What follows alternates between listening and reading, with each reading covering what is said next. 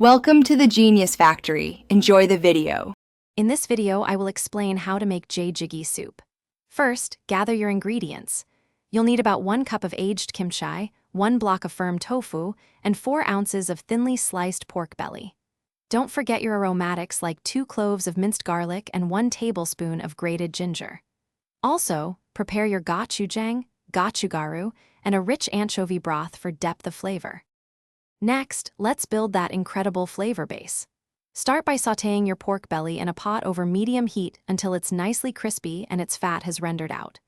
Then, add your prepared kimchi, minced garlic, and grated ginger to the pot, cooking for about 5 minutes until everything is fragrant. Finally, stir in 1 tablespoon of gochujang and 1 teaspoon of gochugaru to create that signature spicy kick. Now it's time to bring everything together. Pour in about 3 cups of your prepared anchovy broth and bring the mixture to a rolling boil. Once boiling, reduce the heat to a gentle simmer and let it cook for at least 15 minutes, allowing the flavors to meld beautifully. Then, carefully add your sliced firm tofu to the pot and continue to simmer for another 5 minutes, ensuring it warms through. Almost there. Before serving, taste your Jjigae and adjust the seasoning as needed with a pinch of salt or a splash of soy sauce.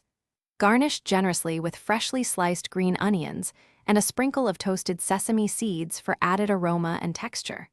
Serve your piping hot Jjigae immediately with a warm bowl of steamed white rice. Enjoy this comforting and flavorful Korean classic. Thanks for watching. If you found this helpful, don't forget to like and subscribe.